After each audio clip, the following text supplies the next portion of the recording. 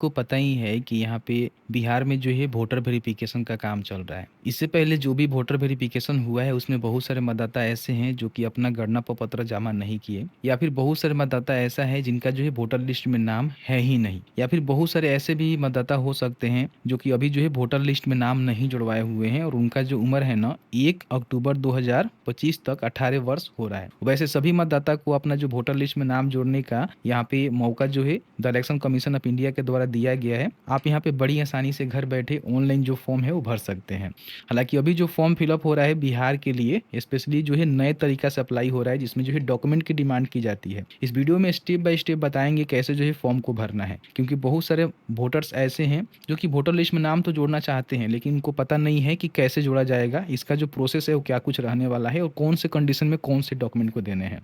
पूरी जानकारी हमने इस वीडियो में बताया हुआ है, लेकिन उससे पहले अभी तक आपने इस वीडियो को लाइक नहीं किया है, इसे जो है सोशल मीडिया पर शेयर नहीं किया हुआ है, तो प्लीज़ शेयर कर दीजिए। सबसे पहले voter.eci.gov.in के ऑफिशियल पोर्टल पे आपको आना होगा, जिसका लिंक हमने डिस्क्रिप्शन बॉक्स में उपलब्ध करवा दिया हुआ है। क्लिक करके आ सकते हैं। यहाँ पे आने के बाद आपको जो है फॉर्म 6 भरना होता है नाम जोड़ने के लिए। तो यहाँ पे फॉर्म 6 भरने के लिए सबसे पहले आपको जो है साइन अप करना पड़ेगा, ठीक है। तो यहाँ पे जो है साइन अप का बटन मिलेगा, जिस पे क्लिक करेंगे तो यहाँ पे अपना जो भी मोबाइल नंबर है, ईमेल आईडी है, इसको यहाँ पे डालेंगे। अगर आपके पास ईमेल आईडी नहीं है तो इसको छोड़ दीजिएगा, ऑप्शनल है। कैप्चा को फिल करेंगे, कंटिन्यू के बटन पे क्लिक करेंगे तो आपसे नाम और एक जो है पासवर्ड यहाँ पे पूछा जाएगा। तो नाम अपना डाल देंगे, पासवर्ड एक सेट कर देंगे और उसके बाद आपके नंबर और आपने मेल आईडी भी दिया हुआ है तो दोनों पे जो है ओटीपी जाएगा। ओटीपी के थ्रू यहाँ पे अपना जो साइन अप है ना उसको यहाँ पे कंप्लीट कर लीजिएगा, ठीक है। जैसे ही आपका साइन अप कंप्लीट होता है तो यहाँ पे लॉगिन करने के लिए अपना जो भी मोबाइल नंबर जो अपने रजिस्ट्रेशन करते समय दिया हुआ है उसको यहाँ पे डालेंगे,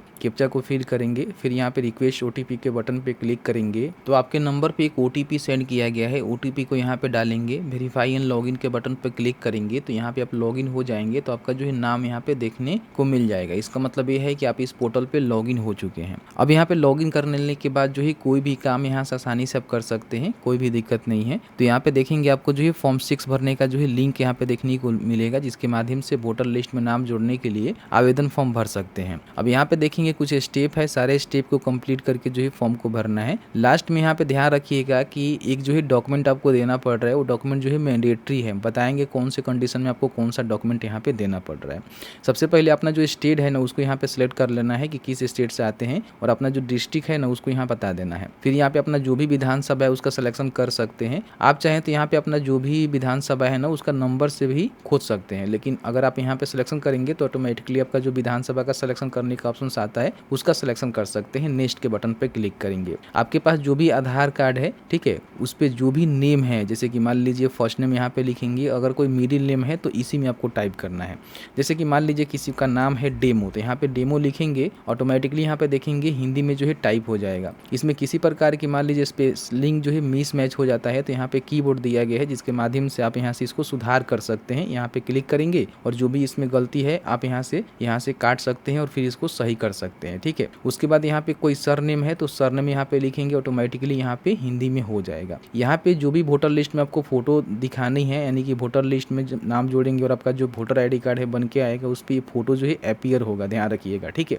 तो आपका जो फोटो है ना पासपोर्ट साइज में होनी चाहिए, जिसका डायमेंशन बताया गया है कि 4.5 सेंटी इंटू 3.5 सेंटी में होनी चाहिए, ठीक है। और आपका जो फेस है ना वो दिखनी चाहिए व्हाइट बैकग्राउंड के साथ जो आपका फोटो होनी चाहिए। 2 MB से कम इसका साइज होनी चाहिए। जेपीजी या फिर जेपीजी फॉर्मेट में रहेगा तो आप इसको अपलोड कर सकते हैं। चूज फाइल के बटन पर क्लिक करके फोटो को यहाँ से सिलेक्ट करेंगे, नेक्स्ट के बटन पे क्लिक करेंगे। यहाँ पे जो भी आपके रिलेटिव है ना उनका यहाँ पे नेम देना है, जिसमें चाहे तो फादर का नेम दे सकते हैं, मदर का नेम दे सकते हैं। अगर कोई शादीशुदा महिला है तो उनके हस्बैंड का। अगर मान लीजिए कोई शादीशुदा कोई पुरुष है तो अपने वाइफ का नेम यहाँ पे दे सकते हैं। अगर मान लीजिए आप ऑर्फन है, मान लीजिए कि आपके माता पिता नहीं है तो अपने जो भी लीगल गार्जियन है ना उनका भी नाम दे सकते हैं।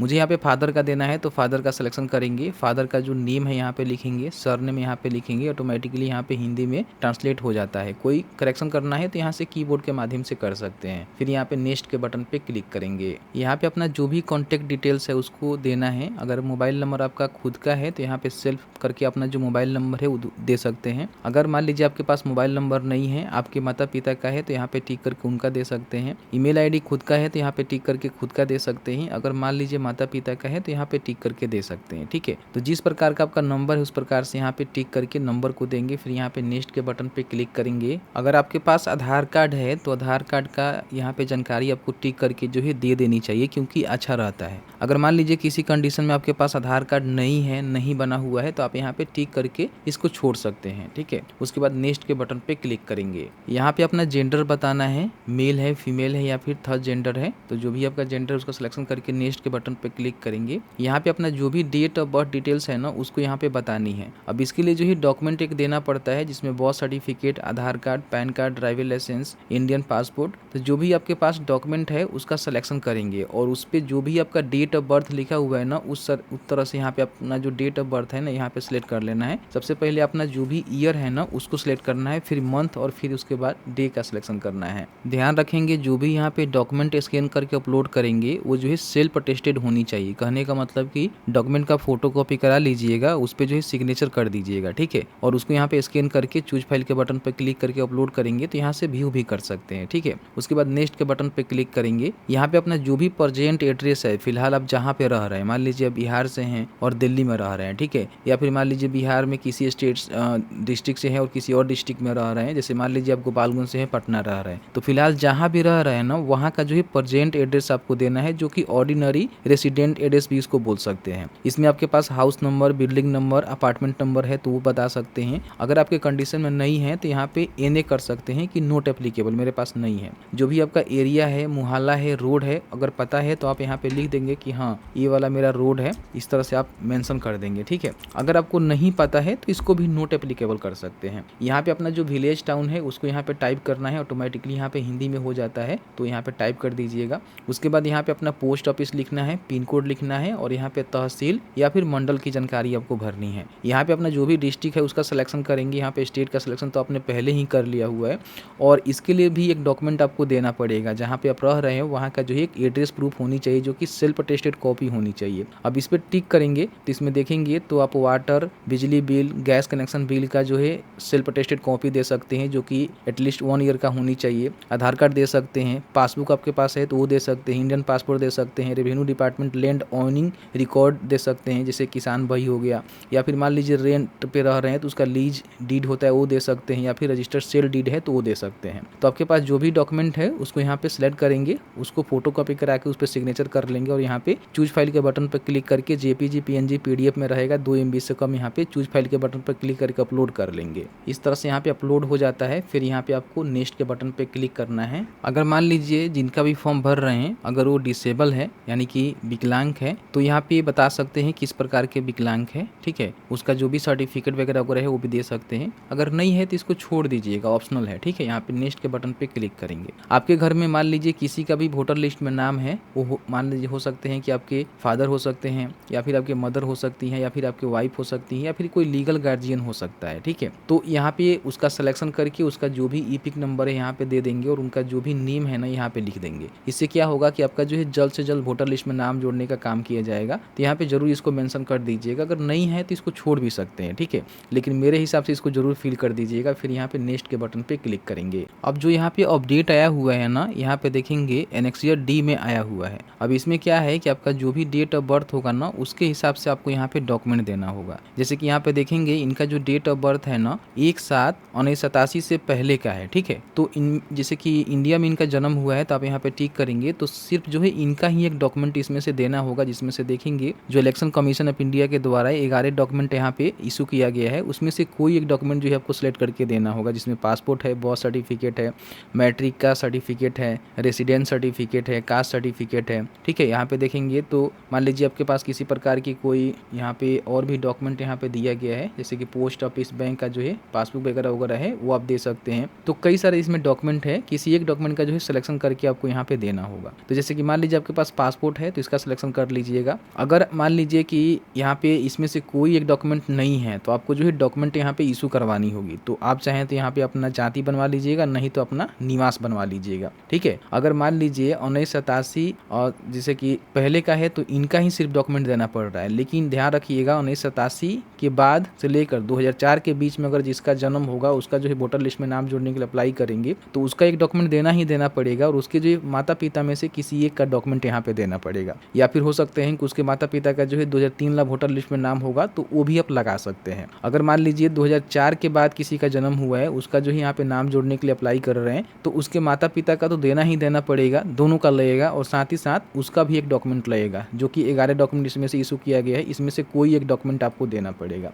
तो जिस प्रकार का आपको कंडीशन है, जैसे कि वोटर SIR हो रहा था उस समय जिस तरह से आपको उम्र के हिसाब से, डेट ऑफ बर्थ के हिसाब से सर्टिफिकेट आपको देना पड़ रहा था, सेम कंडीशन यहाँ पे अप्लाई हो रहे हैं। ठीक है, तो मैंने यहाँ पे इनका पासपोर्ट लगाया हुआ है क्योंकि इनका ही देना है। अगर मान लीजिए इंडिया से बाहर इनका जन्म हुआ होगा तो फिर ये वाला डॉक्यूमेंट इनको देना पड़ेगा। अगर मान लीजिए रजिस्ट्रेशन या फिर इस प्रकार के नागरिक हैं तो फिर ये डॉक्यूमेंट इनको देना होगा, लेकिन इनका भारत में ही जन्म हुआ है तो यहाँ पे किसी एक डॉक्यूमेंट का सिलेक्शन करके उसको यहाँ पे अपलोड करेंगे सेल्फ अटेस्टेड करके। ठीक है, और उसके बाद यहाँ पे जो भी इनका सिग्नेचर है ना उसको भी यहाँ पे अपलोड करना है चूज फाइल के बटन पे क्लिक करके, जो कि 50 से लेकर जो है 200 KB के बीच में होनी चाहिए। PNG JPG में रहेगा, अपलोड कर सकते हैं, तो इसको अपलोड करिएगा, फिर यहाँ पे नेक्स्ट के बटन पे क्लिक करना है। कई बार जो है सिग्नेचर यहाँ पे अपलोड नहीं होता है तो आपको यहाँ पे सर्च करना है PI7 इमेज टूल, इसको सर्च करेंगे, यहाँ पे इंक्रीज इमेज साइज का जो है बटन आपको देखने को मिलेगा, जिस पे क्लिक करेंगे, यहाँ पे जो भी अपना सिग्नेचर है ना उसको यहाँ पे सिलेक्ट करेंगे। ठीक है, और यहाँ पे टारगेट आपको देना है क्योंकि 50 से ऊपर ही चाहिए तो हम इसको 60 कर देते हैं। ठीक है, और इंक्रीज साइज के बटन पे क्लिक करेंगे, तो मैंने यहाँ पे 80 KB का टारगेट दिया था, देखेंगे 80 KB में हो गया है। डाउनलोड के बटन पे क्लिक करेंगे और यहाँ पे आने के बाद जो भी अपना फोटो है ना उसका सिलेक्शन यहाँ पे आपको करना है। ठीक है, आप चाहें तो थंब इंप्रेशन भी दे सकते हैं, अगर कोई मान लीजिए पढ़ा लिखा व्यक्ति नहीं है उस कंडीशन में, तो यहाँ पे हम सिग्नेचर को यहाँ से क्या करते हैं कि सेलेक्ट कर लेते हैं। अब यहाँ पे आपको जो है डिक्लेरेशन देना है कि जो भी आप जानकारी दे रहे हैं अपने हिसाब से सही दे रहे हैं। यहाँ पे अपने विलेज और टाउन का नेम लिखेंगे, यहाँ पे स्टेट का सिलेक्शन करेंगे और यहाँ पे अपना जो भी डिस्ट्रिक्ट है उसका सिलेक्शन करेंगे। ठीक है, बाकी सेक्शन 8 के तहत जो भी मान लीजिए आप एड्रेस मेंशन किए हुए हैं, ठीक है, ऑर्डिनरी एड्रेस, वहाँ पे जो है कब से रह रहे हैं। जैसे कि मान लीजिए अगर आपका घर जो है गोपालगंज है और आप जो है पटना शिफ्ट हो गए हैं, तो जब भी पटना शिफ्ट हुए थे, जब से आप रह रहे हैं, अपना एड्रेस को करेक्शन करवाए थे प्रेजेंट वाला, उस डेट और यहाँ पे जैसे डेट का मंथ और ईयर डालेंगे। लेकिन मान लीजिए आपका जन्म जहाँ पे हुआ है वहीं पे आप रह रहे हैं, तो जब से आपका जन्म हुआ है उस मंथ और यहाँ पे जो भी ईयर है ना उसका सिलेक्शन यहाँ पे कर लेंगे। इस पे क्लिक करके आप चाहें तो यहाँ से मेंशन भी कर सकते हैं, या फिर यहाँ पे देखेंगे तो आपको जो है सिलेक्ट करने का ऑप्शन देखने को मिलेगा। तो जो भी सन है, जैसे कि अपना डेट ऑफ बर्थ का, मान लीजिए जिनका हम फॉर्म भर रहे हैं वहीं पे उनका जन्म हुआ है और वहीं पे रह रहे हैं। ठीक है,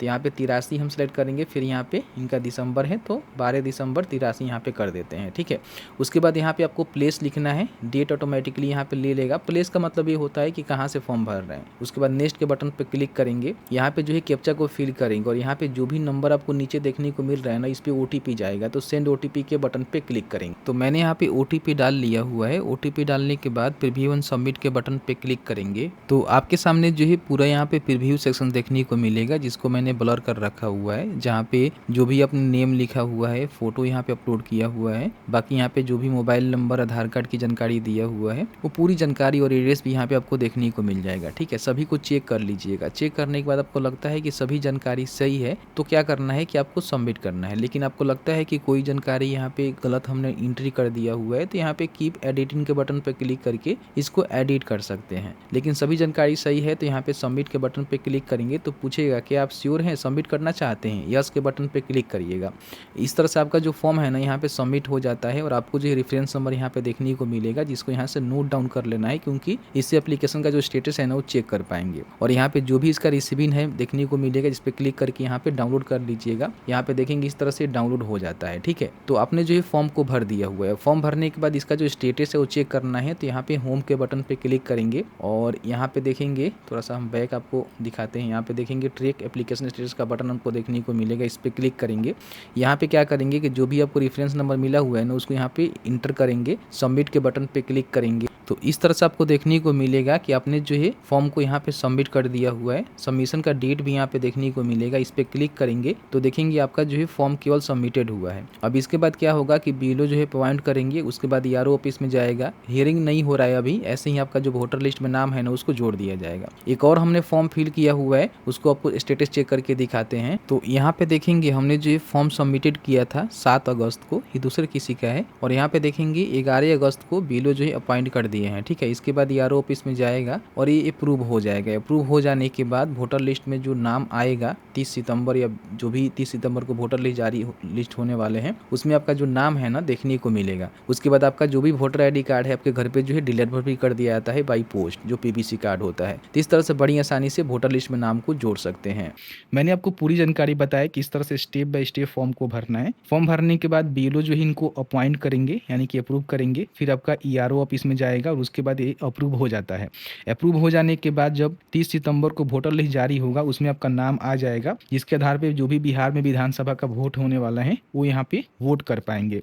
उम्मीद है कि मैंने जो है पूरी जानकारी बताया हुआ है। समय समय पर एप्लीकेशन का जो स्टेटस है वो चेक करते रहिएगा। अप्रूव होने के बाद ही वोटर लिस्ट में नाम आएगा। चलिए मिलते हैं एक नए वीडियो में एक नए टॉपिक के साथ। तब तक के लिए वीडियो देखने के लिए आप सभी का बहुत बहुत धन्यवाद।